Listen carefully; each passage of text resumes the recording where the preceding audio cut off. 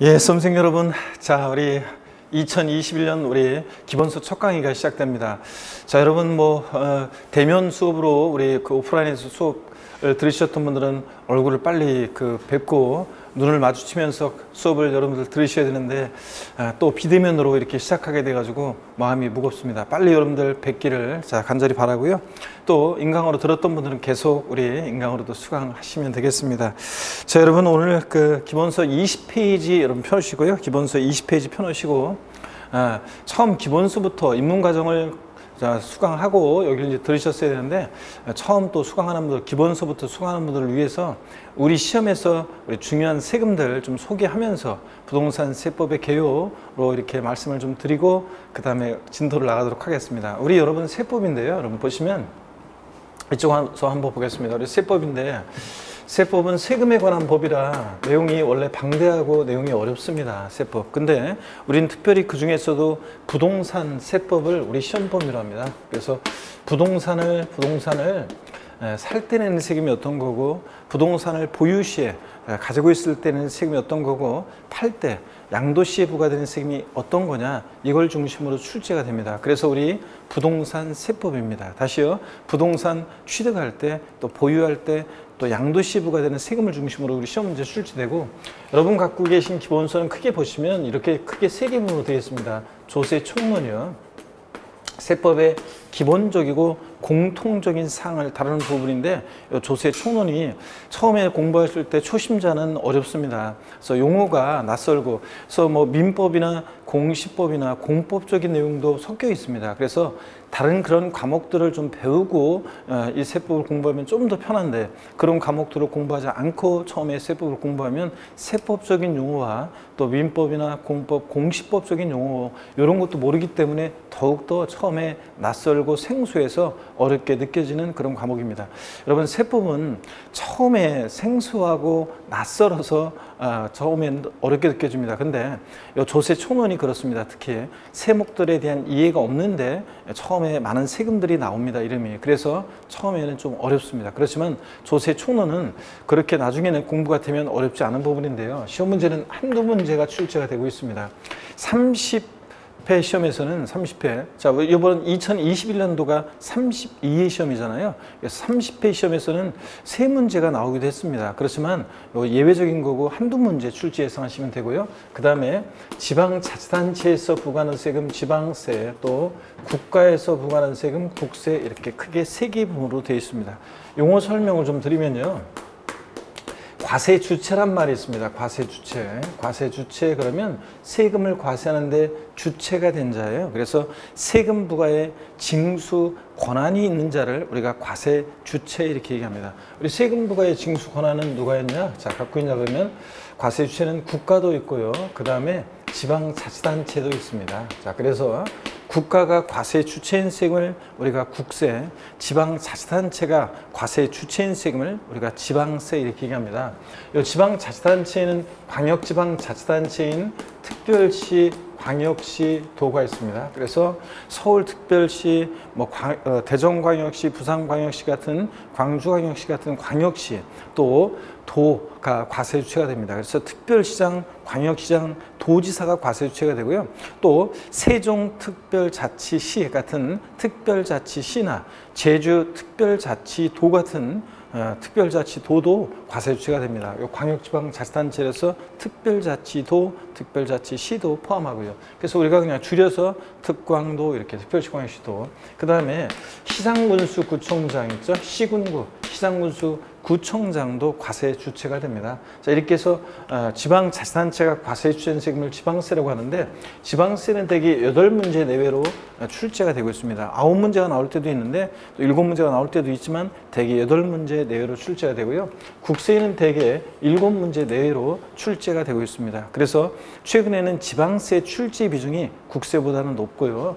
자, 세법은 그래서 16문항이 순문례문항, 공시법 순문례문항과 합쳐져 가지고 자 40문제 2차 과목에서 제2교시에서 우리가 40문제 출제가 되고 있습니다. 합쳐가지고 세법은 항상 제가 얘기합니다. 출제 문항수는 작지만 효자 과목이죠. 그래서 다른 과목에 비해서 적은 노력을 기울여서 고득점할 수 있는 그런 과목입니다. 자 31회 시험에서요. 세법 만점 맞기는 어렵습니다. 만점 맞기는 참 어려웠는데 계산 사례 문제 한 문제가 이게 아주 한 번도 안 나왔던 부분에서 나왔기 때문에 이게 좀 어려웠습니다. 그래서 대부분의 수험생들이 찍었는데 또 운 좋게 또 다른 것들은 다 맞춰놓고 또 한 문제 계산 문제 찍어서 맞춘 분도 계시는데 유일하게 또 우리 31회 시험에서 세법이요. 자, 한 문제가, 요 계산 사례 문제 한 문제가 대부분의 수험생들이 찍었던 요 한 문제가 모두 정답 처리가 됐어요. 그래서 모두 정답 처리가 돼가지고 계산 문제 미스 출제해서 단서를 잘 안 달아놓는 바람에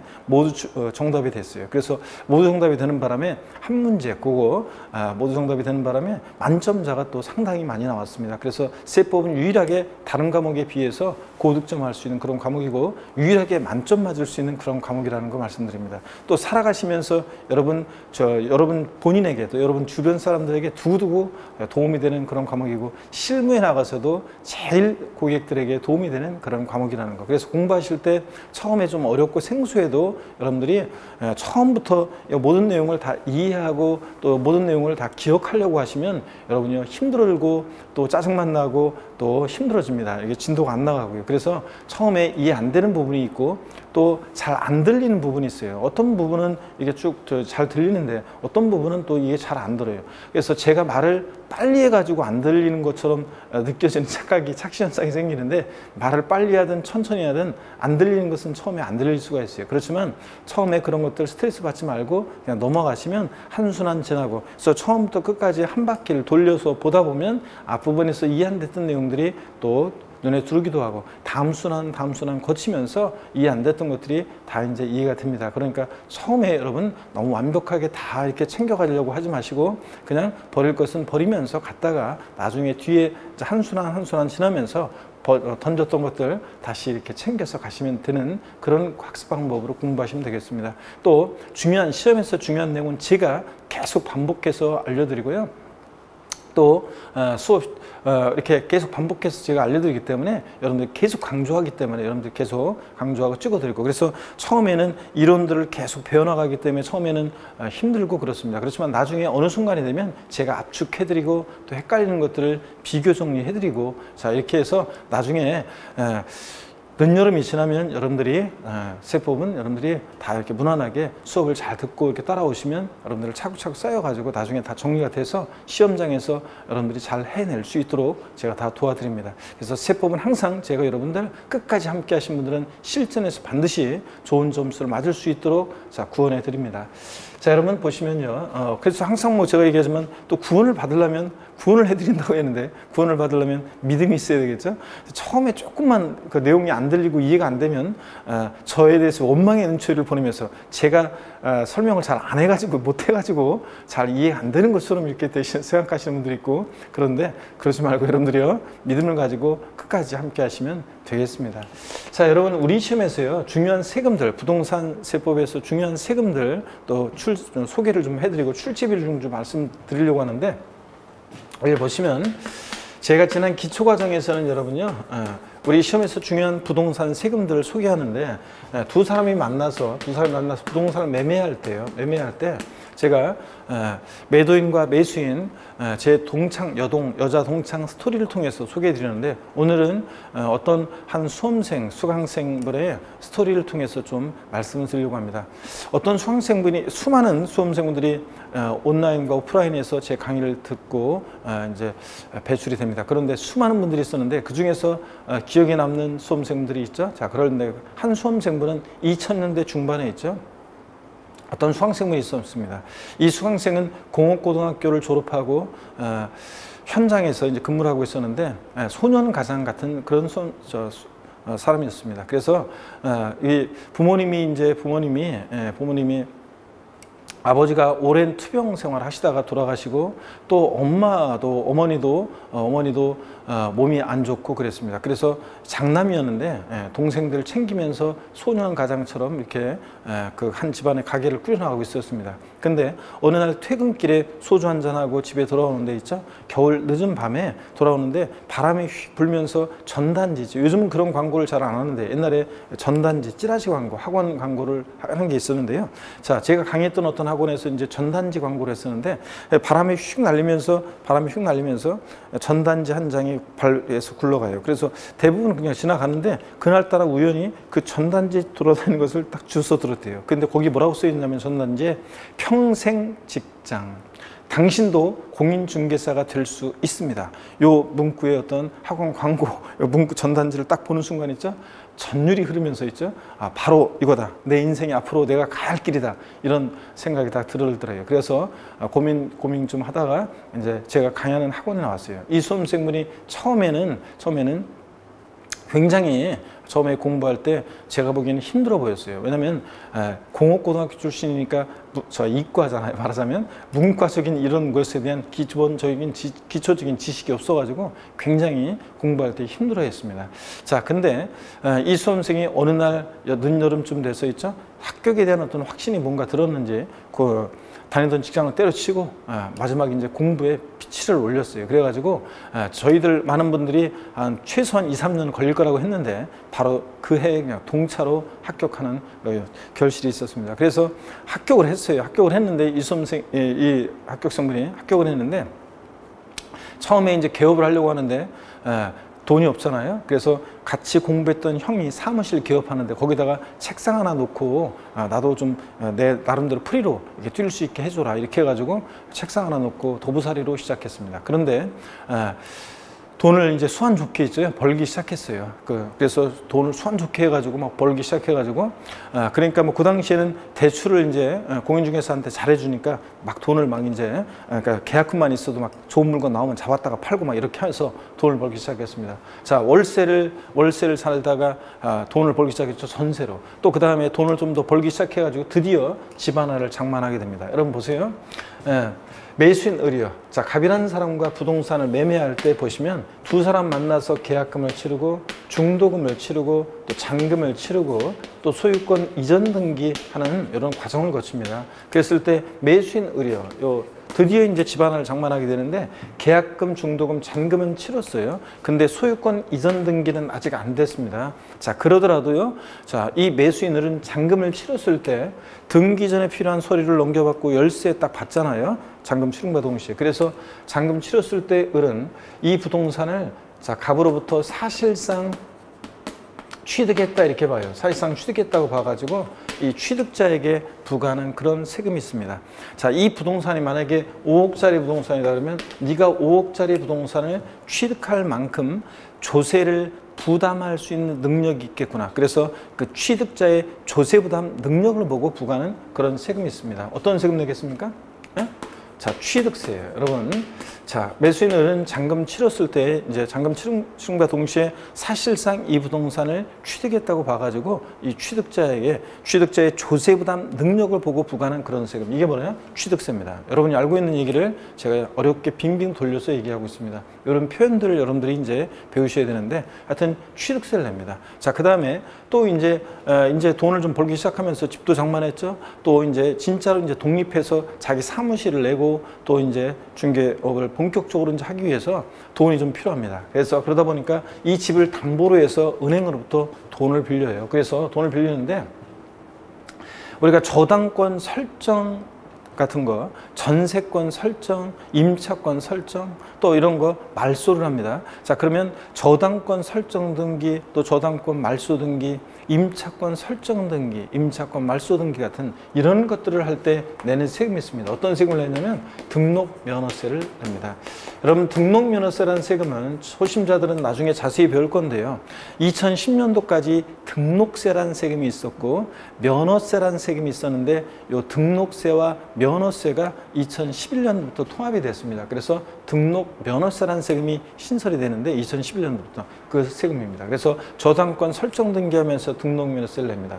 또요, 계약금, 중도금은 잔금을 치렀습니다. 등기 전 안 됐어도요, 어떤 특정한 날을 기준으로 봤더니, 특정한 날, 미리 말씀드리면 6월 1일을 기준으로 봤더니, 등기는 아직 안 됐지만 잔금 치러서 이 재산을 사실상 이제 열쇠 갖고 보유하고 있잖아요. 자, 그랬을 때 어떤 재산 보유에 대해서 보유기간 동안 매년 반복해서 부과되는 그런 세금이 있습니다. 자, 어떤 재산 보유에 대해서 보유기간 동안 일정한 때가 되면 반복해서 부과되는 지방세가 있습니다. 어떤 세금이요? 재산세를 내겠죠? 재산세를 냅니다. 그 다음에 또 이제 보세요. 수완 좋게 이제 좋은 물건 나오면 자, 잡아놨다가 팔고 잡았다 팔고 막 이런 거 하면서요. 또 중개를 잘 하고 그래가지고 소문이 나고 그래서 이제 돈을 막 벌기 시작했습니다. 그래서 또 집 한 채를 또 장만하게 됩니다. 또 집을 하나를 잡았습니다. 그래서 또 집을 샀는데 여러분 부부도요 개인별로 따져가지고 개인별로 전국에 있는 자 주택이면 주택, 토지면 토지 가격을 개인별로 합쳐봅니다. 그랬더니 법에서 정해진 일정 기준 금액을 초과할 때 고액의 부동산 보유자에게 부과하는 그런 세금이 있습니다. 어떤 세금 내겠습니까? 예? 자, 어떤 재산 보유에 대해서 재산세를 납부할 의무가 있는 사람들 중에서요. 여러분 보세요. 자, 과세 주체란 말이 있는데 상대적 이름으로 납세 의무자란 말이 있습니다. 납세 의무자. 세금 납부할 의무가 있는 사람을 우리가 납세 의무자 이렇게 얘기합니다. 자, 재산세를 납부할 의무가 있는 사람들 중에서 법에서 정해진 일정 기준 금액을 초과하는 고액의 부동산 보유자에게 부과하는 그런 세금이 있습니다. 어떤 세금 내겠습니까? 종합부동산세를 냅니다. 종합부동산세. 자, 그래서 종합부동산세라는 세금을 내는데요. 제가 종합부동산세는 항상 소개할 때 결혼하는 청춘 남녀들은 남친 여친 사귀는데 결혼까지 생각하고 있습니다. 그런데 뭔가 한 가지 부족해서 결혼을 해야 되나 말아야 되나 그럴 때 물어보라고 하죠. 혹시 오빠네 집은 종합부동산세네? 아니면 야 니네 집은 종부세네냐? 이렇게 물어봐가지고 저 갔다 오더니 야 우리 집 종합부동산세 낸다는데 오빠 나랑 결혼해 바로 얘기하고 자 집에 갔다 오더니 오빠 우리 집 그 다음에 이제 갔다 오더니 오빠 우리 집 종합부동산세 낸다는데 나랑 결혼해 줄래? 바로 이렇게 뭐 하라 이런 얘기 하고 있습니다. 자 여러분 종합부동산세는 자 부동산 과열기에 부동산 과다보유 억제 투기 억제하기 위해서 도입한 그런 세금입니다. 고액의 부동산 보유자에게 부과합니다. 또 여러분 여기 보시면요. 자, 매도인 갑 입장에서 매수인 제가 을 입장에서 계속 소개를 했는데 매도인 갑 입장에서 보면 자, 계약금, 중도금, 잔금을 받았어요. 등기 전까지는 안 됐지만 요 갑은요. 자, 잔금 받았을 때 이 부동산을 을에게 사실상 양도했다 이렇게 봐요. 자, 그래서 양도했다 봐서 이 양도자 개인이에요. 우리 같은 개인이 소득이 발생하면 소득세가 부과됩니다. 법인이 소득 발생하면 법인의 소득은 법인세. 우리 같은 개인은 소득세가 부과되는데 특별히 부동산 등을요. 여러분 여기 봅니다. 특별히 부동산 등을 양도해서 발생하는 양도소득에 대한 소득세를 우리가 양도소득세 이렇게 얘기합니다. 소득세법에는 여러 소득의 종류가 있어요. 나중에 배우는데 종합소득, 퇴직소득, 양도소득 이렇게 소득의 종류가 있습니다. 그럴 때 종합소득에 대한 소득세를 종합소득세, 양도소득에 대한 소득세를 양도소득세 이렇게 얘기합니다. 그래서 양도소득세는 소득세법에 열거된 소득의 한 종류입니다. 소득세 중에서 양도소득에 대한 소득세예요. 자 이렇게 했을 때 우리 시험은 이렇게 얘네들 5개 세금들을 중심으로 출제가 됩니다. 지방세하고 국세에 보면 많은 세금들이 있습니다. 그 중에서 우리 시험은 이렇게 얘네들 중심으로 시험 문제가 출제가 되고 있습니다. 출제 비중도 말씀드린다고 했는데요. 자, 그 전에 취득세는 지방자치단체에서 부과하는데 과세 주체가요. 특별시, 광역시, 도가 과세 주체가 됩니다. 그래서 특별시, 광역시, 도입니다. 그래서 물론 특별자치도나 특별자치시는 11개 지방세 세금들이 있는데 다 지방세 세금의 과세 주체가 되기 때문에 제가 생략했습니다. 생략하고 하여튼 서울특별시 같은 특별시, 광역시, 도가 과세 주체가 됩니다. 그 다음에 등록면허세는 특별시, 광역시에서는 구가, 도가 있는 곳에서는 도가 과세 주체가 돼요. 그래서 우리가 취득세 등록면허세를 흔히 우리가 도세라고 얘기해요. 도가 과세 주체가 된다 그래서 도세라고 하는데 특별시, 광역시에서 서울특별시 광역시에서 취득세는 특별시 광역시가 과세주체입니다. 서울특별시,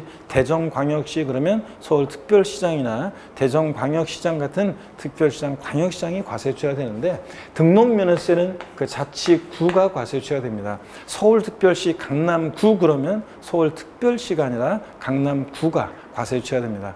또 부산광역시 해운대구 그러면 부산광역시가 아니라 해운대구가 과세주체가 되는 그런 세금입니다.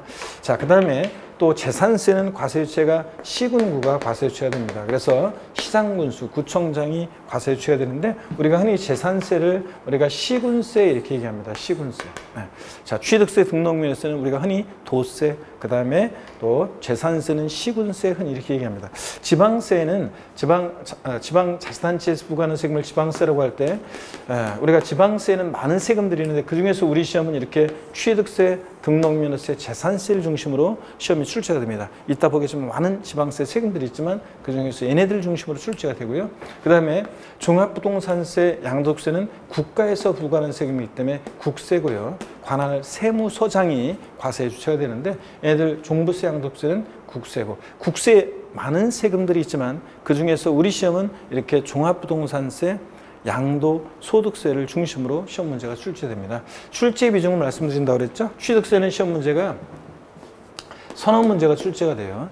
31회 시험에서만 2020년도 31회 시험에서는 의외로 취득세에서 한 문제 반이 나왔어요. 취득세만의 문제 한 문제, 또 등록면허세랑 묶어서 한 문제. 정답이 등록면허세에 있었기 때문에 말하자면 취득세에서는 한 문제가 이제 출제된 셈인데요. 1.5문제. 이렇게 출제 적게 된 것은 또 뭐 10년 내 하여튼 뭐 공인중개사 역사 속에서 취득세에서 이렇게 적게 출제된 것은 또 거의 없었습니다. 근데 31회 시험만 그랬습니다. 32회 시험은 한 3문제 정도 출제 예상하시면 되겠고요. 등록면허세 한두 문제가 출제가 되고 있습니다. 자, 그런데 31회 시험에서는 등록면허세에서 2.5문제, 정답이 등록면허세에 있었기 때문에 3문제가 출제가 됐습니다. 여러분, 등록면허세라는 세금은 출제 문항수가 원래 적은데 많이 나오면 많이 나올수록 여러분한테는 좋습니다. 수험생분한테는. 왜냐하면 등록면허세, 취득세는 좀 어려운데 등록면허세는 공부할 양도 적고 내용도 어렵지 않고 시험 문제 출제되면 또 지문도 짧습니다. 그래서 많이 출제되면 좋은데 3문제가 31회 시험 나왔지만 우리가 32회 시험은 한두 문제 출제 예상하시면 되겠고요. 재산세는 3문제가 거의 고정적으로 계속 출제가 되고 있습니다. 그 다음에 종합부동산세 한두 문제가 출제가 되고 있고요. 그 다음에 양도소득세에서는 대여섯 문제가 출제가 되고 있습니다. 그래서 양도소득세에서 6문제, 소득세에서 6문제 정도 출제가 되고 있는데요. 자, 우리 시험에서 그래서 제일 중요한 세금은 어떤 거냐면 양도소득세가 제일 중요합니다. 가장 많이 출제가 되고 제일 어려운 세금이고요. 그 다음으로 중요하고 어려운 세금이 취득세가 그 다음으로 어렵고 중요합니다. 그 다음에 재산세 이렇게 해서 출제가 되고 있습니다. 자, 여러분, 우리가 세법에 우리는 방대한 내용들 속에서 부동산 세법을 우리 시험법으로 한다고 그랬잖아요. 자, 그래서 취득세 등록면허세는 부동산을 취득할 때 내는 취득 시에 부과되는 대표적인 세금이고요. 재산세하고 종합부동산세는 부동산 보유 시에 부과되는 대표적인 그런 세금입니다. 자, 그 다음에 보유 시에 부과되는 대표적인 세금이고 또 그 다음에 양도시에, 처분시에 부과되는 양도소득세. 이렇게 해서 우리는 부동산 세법이라고 했습니다. 자, 그래서 부동산 취득시에 부과되는 세금, 또 그 다음에 부동산 보유 이용시에 부과되는 재산세, 종합부동산세, 양도시에 부과되는 양도소득세를 중심으로 시험 문제가 출제되고 있고요.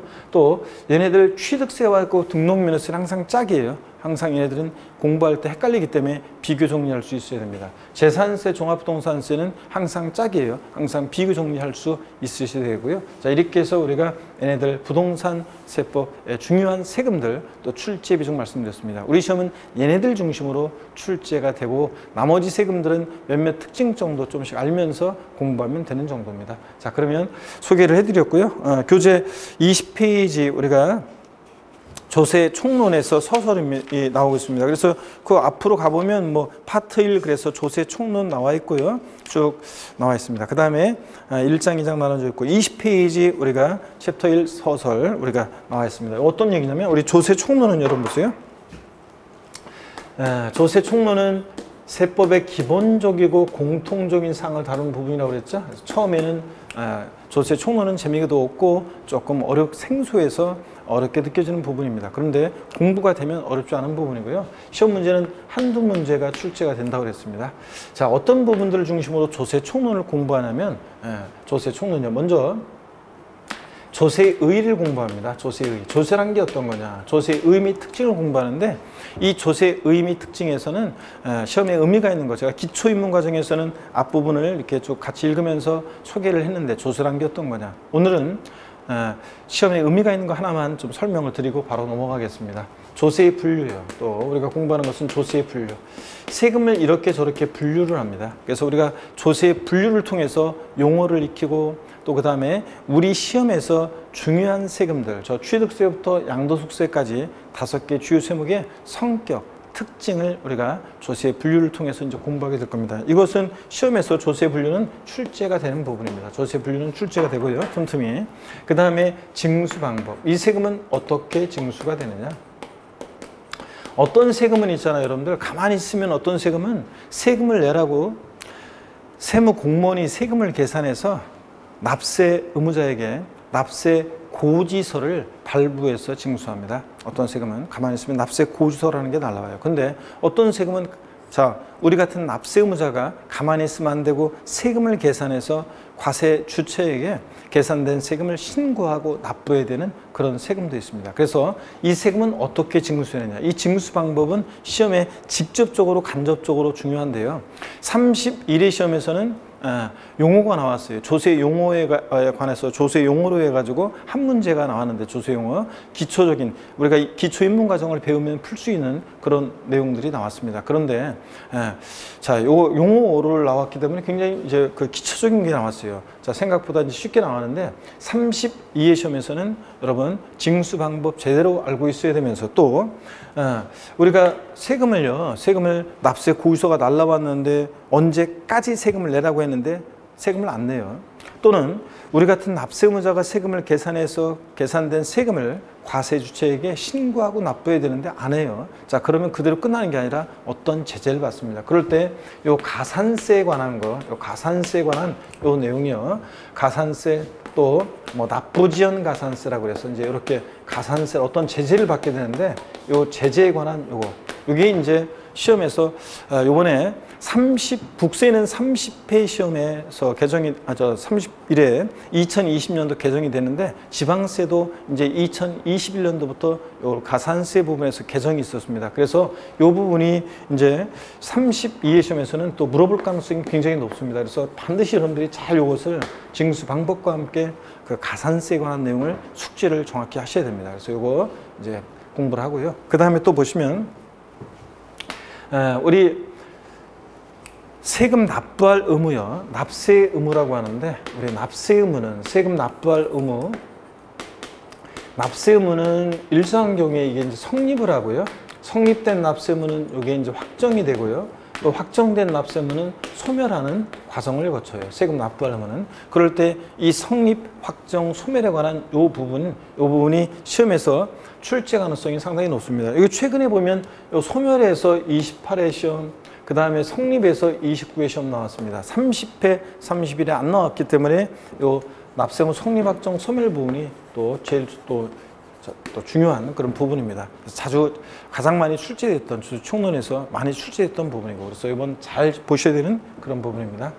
그 다음에 우리 국세하고 지방세 세금은 있잖아요. 세금은 보세요. 세금은 체납자의 재산이 공매나 경매에 넘어갔을 때 그 매각한 그 공매대금 경락대금에서 자, 채권자들이 이제 가져가잖아요. 그럴 때 매각대금에서 그럴 때 누가 우선해서 가져갈 것이냐는 건데 세금은 일반 채권이나 공과금에 비해서요. 담보가 없어도 우선해서 가져가는 게 원칙입니다. 이게 국세지방세 우선의 원칙입니다. 그래서 국세지방세 우선의 원칙 자, 이게 원칙인데 예외가 또 있어요. 세금보다 더 우선해서 가져가는 예외가 있습니다. 이게 이제 시험에서 가끔씩 출제가 되는 건데 이게 28회 시험 때 여기서 29회 시험 때, 29회 시험 때 여기서 나왔는데 30회 시험에서 또 나왔습니다. 그래서 이게 이제 연달아 2년 출제가 됐었는데, 근데 30일에는 안 나왔고요. 근데 이게 이제 31회 시험에서는 제가 나올 가능성이 낮다고 했는데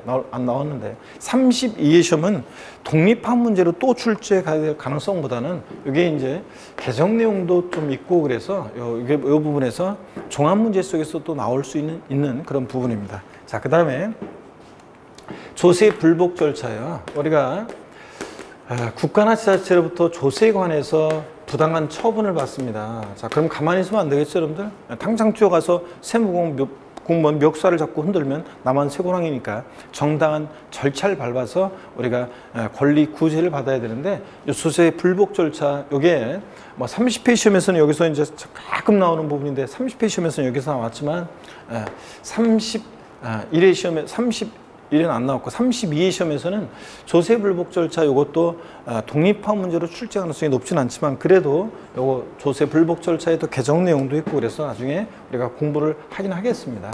자, 그렇지만 여기 전반적으로 출제 가능성들이 조금씩 떨어지고 있습니다. 그 외에도 우리가 많은 부분이 있어요. 뭐 기한의 신고라고 그래서 뭐 그런 것도 있고 등등 여러 가지 부분들이 있는데, 제가 나머지 부분들, 우리 세법이 1차 과목이고 상대평가면 제가 막 샅샅이 이제 강의를 하겠지만, 우리가 출제 문항수를 봤을 때 세법에서 2차 과목이고, 그렇기 때문에 우리가 찍어서 공부하고 생략되는 부분들은 과감하게 생략을 하는데 효율적으로 공부해야죠. 그래서 과감하게 생략을 하는데, 다만 제가 시험에 왠지 오른쪽 꼭 필요하다 하는 부분은 출제가 한 번도 아직 안 됐지만 좀 제가 왠지 올해는 그런 것들은 제가 강의를 하도록 하겠습니다. 그래서 이런 것들을 중심으로 해서 우리가 조세 총론 출제가 되고 또 공부를 합니다. 자, 기한후 신고라는 것도 물론 있긴 있지만 나중에 건 또 강의를 하고요. 자, 이렇게 해서 이런 부분들 중심으로 출제가 됐고 또 공부를 합니다. 먼저 여러분 교재 20페이지 우리가 1장 서설에서 제1절 조세의 개념과 분류 및 용어의 정의가 나오고 있습니다. 여러분, 처음 만약에 기초인문 과정을 공부했던 분들은 제가 설명을 다 드렸던 내용이고요. 처음 공부하는 분도 줄긋지 마시고 그냥 한번 조세라는 게 이런 거구나, 개념과 특징을 여러분이 읽어보시면 됩니다. 줄 안 그셔도 돼요. 그냥 읽어보시고 참고적으로. 21페이지 보니까 양가로 5번 납부 방법이요. 요거 여기부터 시험에 의미가 있기 때문에 납부 방법부터 설명을 드리겠습니다. 요건 어떤 거냐면 여러분 여기 봅니다. 요건 이런 겁니다. 자, 납부 방법이라는 것은 어떤 거냐면 세금 납부 이행의 방법에 관한 거예요. 자, 그래서 한번 보시면 세금 납부 이행의 방법에 관한 겁니다. 세금 납부는 어떻게 이행할 것이냐, 자, 그런 얘기입니다. 여러분 고기 한번 드시고 계신 곳에서 편하게 스트레칭 한번 하고 본격적으로 보겠습니다. 목 운동 가끔씩 제가 세법 시간에 이제 이렇게 스트레칭을 하는데 목 운동부터 이렇게 합니다. 여러분, 자, 계신 곳에서 반대로 돌리시고요. 이렇게. 자, 그 다음에 허리도 여러분 계신 곳에서 좌로 우로 돌립니다. 그 다음에 기지개도 화끈하게 제끼시고 계신 곳에서 자, 이렇게 돌리시고 어깨도 돌리시고요. 자, 여러분, 그래서 이제 2021년도 우리가 이제 본격적으로 10월 말에 시험장 가기까지 이게 한두 달 공부하고 마는 것이 아니기 때문에 자, 이제 우리가 이 추운 겨울 끝나지 않을 것 같은 이 겨울도 또 시간이 좀 지나면 이제 봄이 오겠죠, 여러분들.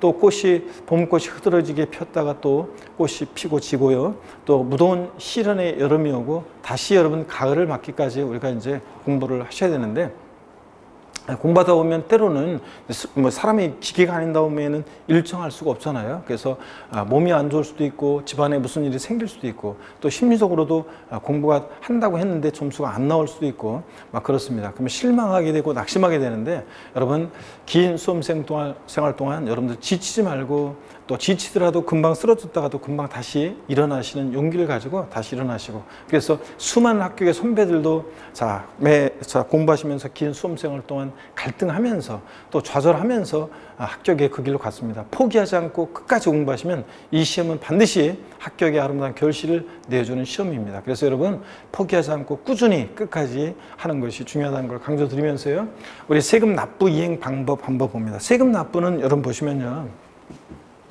세금 납부는 원칙적으로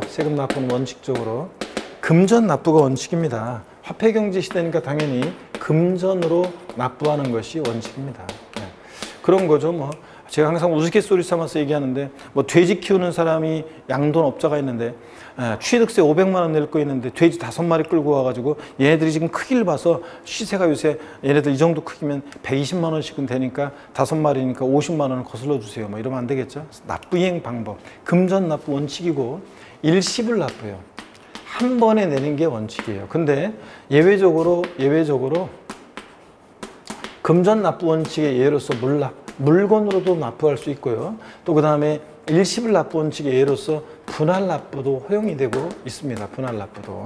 자, 그래서 여러분 우리가 흔히 또 신용카드로도 세금을 납부하는 분들이 계시는데 신용카드 납부할 때 신용카드로도 세금을 납부할 수 있는데 신용카드 납부하면 할부로 하니까 요거 분할 납부 아닌가요? 그런데 여기서 말하는 분할 납부하고는 다른 겁니다. 우리가 신용카드 납부는 카드 회사에서 일시불로 세금을 내요. 그리고 우리가 카드 회사한테 이제 할부로 우리가 이제 돈이 빠져나가는 것뿐이지 우리가 일시불 납부입니다. 그것은 여기서 말하는 분할 납부하고 다릅니다. 자, 그러면 납부 이행 방법으로서 물납과 분할 납부는 원칙적으로 허용된다, 예외적으로 허용된다, 예외적으로만 허용된다는 것. 또 허용되는 세금들이 있습니다. 법에 딱 정해져 있어요. 아무 세금이나 할 수 있는 게 아니라 법에 딱 정해져 있고 또 일정한 요건과 절차를 갖춰서 해야 되는데 그 요건과 절차는 나중에 강론에서 하는 거고요. 자, 오늘은 물납, 분할 납부 허용되는 세금을 딱 알아두셔야 되겠습니다. 먼저 물납이요. 허용되는 세금이 있습니다. 먼저 지방세에서 물납이 허용되는 세금이 있는데 지방세에서는 다른 건 안 되고 재산세만 물납이 허용되고 있습니다. 재산세만 물납이 허용되고 다른 세금은 물납 안 돼요. 재산세만 허용이 되고요. 그 다음에 국세에서 물납이 허용되는 세금이 있는데 국세에서는 상속세만 물납이 허용됩니다. 다른 세금은 안 돼요. 국세에서는 상속세만 물납이 허용되고 있습니다. 자, 그래서 여기 보시면 우리 상속세, 증여세에서 상속세에서 물납이 허용됩니다. 지방세에서는 재산세만, 국세에서는 상속세만 물납이 허용됩니다. 다른 세금들은 안 돼요. 그래서 시험에서 지방세법상 물납은 취득세, 재산세 하나여 허용되고 있다. OX예요. X입니다. 자, 지방세법상 물납은 취득세, 재산세 하나 허용되고 있다. 아닙니다. 뭐만? 재산세만 허용된다는 거예요, 여러분. 자, 그 다음에 분할 납부요. 자, 분할 납부. 일시불 납부 원칙에 예로서 분할 납부는 또 허용되는 세금들이 있습니다. 자, 어떤 것들이 허용되냐면 지방세에서는 재산세가 역시 분할 납부가 허용이 되고 있습니다. 재산세 허용이 되고요. 그 다음에 국세에서 분할 납부는 종합부동산세 있죠? 네, 줄여서 종부세, 종합부동산세 허용이 되고요. 그 다음에 양도소득세 허용이 되고 있습니다. 자, 그 다음에 또 상속세도 허용이 되고요. 상속세 허용이 되고 또 그 다음에 증여세 허용이 됩니다. 상속세, 증여세, 또 뭐 법인세 또 등등이 허용이 되고 있습니다, 여러분들. 자, 그러면 보세요. 지방세법상 물납과 분할 납부가 모두 허용되는 조세를 골라라. 그러면 뭘 고르셔야 됩니까? 지방세법상 물납과 분할 납부가 모두 허용되는 조세를 골라라. 그럼 뭘 고르셔야 돼요? 재산세요. 재산세는 지금 보니까 물납과 분할 납부가 모두 허용됩니다. 지방세에서는. 그래서 국세에서 물납과 분할 납부가 모두 허용되는 조세를 골라라. 그럼 뭐예요? 상속세가 국세에서는 물납과 분할 납부가 모두 허용되고 있습니다. 자, 이렇게 해서 여러분들 반드시 이 내용을 알아셔야 되는데, 그럼 우리 시험에서 중요한 세금들 아까 5가지 소개해드렸죠? 취득세, 등록면허세, 재산세, 종합부동산세, 양도세. 우리 5개 시험에서 중요한 세금들로 다시 한번 허용 여부를 한번 펴로 보도록 하겠습니다. 한번 펴로 보시면 먼저요, 물납 허용되는 세금들을 보겠습니다. 자, 만약에 허용이 되면 O 아니면 X를 외치면서 여러분 체크하시면 되겠습니다. 취득세는 물납 O의 X예요. 허용되면 O 아니면 X예요. 취득세 X죠, 여러분들? 자, 등록면허세는요, 물납 X입니다. 재산세는요, 물납 허용되죠? O. 종합부동산세는요, 종부세 허용됩니까? X입니다. 물납 안 됩니다. 종합부동산세. 양도소득세는요. 양도소득세는 역시 허용이 안 됩니다. 물납은. 자, 그 다음에 분할 납부를 보시면 분할납부를 보시면 분할납부요. 자, 취득세는 분할납부 5의 X예요. X입니다. 등록면허세 X입니다. 취득세, 등록면허세는 아무리 꼬셔도 먹으면 안 돼요. 물납, 분할납부 다 허용되지 않습니다. 재산세는요, 허용됩니다. 자, 종부세, 분할납부 5 허용되고, 양도세 5 허용됩니다. 그래서 종합부동산세와 양도세는 물납은 안 되는데 분할납부만 됩니다. 이것도 아무리 꼬셔도 먹으면 안 되고 잘 여러분들이 판단하셔야 됩니다. 재산세요. 얘는 물납과 분할납부가 모두 허용되는 그런 지방세입니다. 자, 이렇게 해서 여러분들이 이 내용을 반드시 여러분들이 꼭 알고 계셔야 되겠습니다. 여러분들. 자, 이렇게 해서 이 내용을 자, 시험에 의미가 있는 내용이고 계속 시험장 갈 때까지 알려드리겠습니다. 또 그 다음에 요건과 절차를 나중에 우리가 배우게 될 거고요. 교재 21페이지 여러분 보시니까 양가로 5번 납부 방법입니다. 조세의 납부는 원칙적으로 금전으로 납부해야 한다. 다만 납세 의무자의 조세 납부 편의를 위해서 밑줄입니다. 상속세 및 재산세에서는 예외적으로 물납을 인정하고 있다. 밑줄이에요. 자, 그래서 설명을 다 드렸습니다.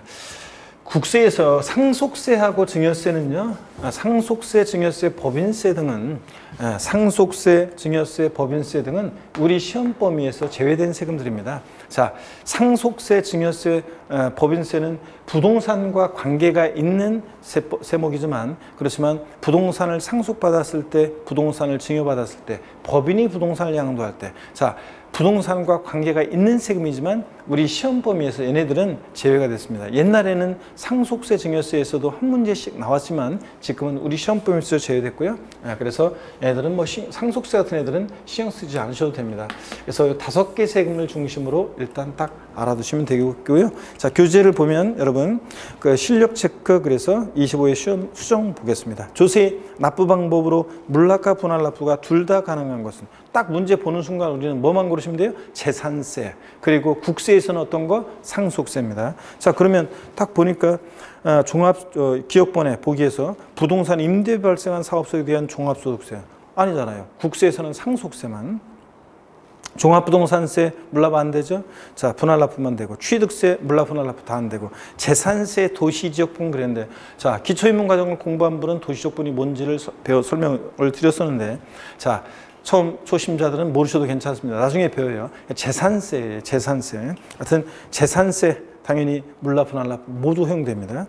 특정 부동산에 대한 지역장환시세, 지방세에서는 뭐만? 재산세만 물납 허용되고 또 물납, 분할납부 모두 허용되는 세금은 뭐만? 재산세만 그렇습니다. 그러니까 당연히 재산세만. 이거 보기 잘 안 봐도 그냥 뭐 재산세만 고르시면 되겠고요. 국세에서는 상속세가 물납과 분할납부가 모두 허용되는 그런 세금입니다. 국세에서는. 근데 어떻든 간에 우리가 얘는 시험 범위 제외됐고 자, 재산세 여러분이 딱 고르시면 되겠습니다. 그래서 정답은 여러분이요. 리을번 자, 4번이 되겠습니다. 이렇게 해서 여러분 보시는 거고요. 그 다음에 22페이지 조세 분류가 나오고 있습니다. 세금을 이렇게 저렇게 분류를 해요. 그래서 조세 분류가 나오는데 이 조세 분류는 아까 별표시 하나였죠? 시험에 이것은 출제가 되는데 다만 조세 분류를 통해서 여러분들이요. 이제 우리 용어를 익히면서 우리 시험에서 중요한 세금들의 특징 이런 것들을 익히시면 되겠습니다. 자, 그리고 여러분 광고 한 가지를 드리면요. 여러분들 이제 공부하시고 제가 강의한 판서한 내용이라든가 강의한 내용, 우리가 오늘 공부한 내용들의 앞으로 이제 핵심 내용은 핵심 요약 정리라고 그래서 제 다음 카페가 있어요. 개인 다음 카페인데 포탈 여러분 다음에서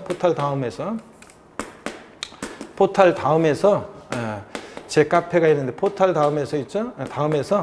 포탈 다음에서 검색어로 여러분요. 포탈 다음에서 검색어로 제 이름만 치시면 돼요. 그래서 강성규 세법 강성규만 쳐도 자동 검색어가 포털 다음에서 나오는데 강성규 세법 또는 강성규 교수 이렇게 해가지고 또는 강성규 교수를 치시면 제 이름만 치시면 여러분들 포털 다음에서 다음 카페가 나와요. 그래서 제 다음 카페 회원가입하시고요. 회원가입하면 준회원이에요. 회원가입하시고 그 다음에 준회원인데 여기 이제 메뉴에 보면 카페 메뉴에 보면 등업 신청하기가 있어요. 그래서 등업 신청하기에서 정회원으로 등업 신청을 해야 돼요. 간단한 본인 소개와 함께 등업 신청을 하시면 여기 이제 정회원이 되시면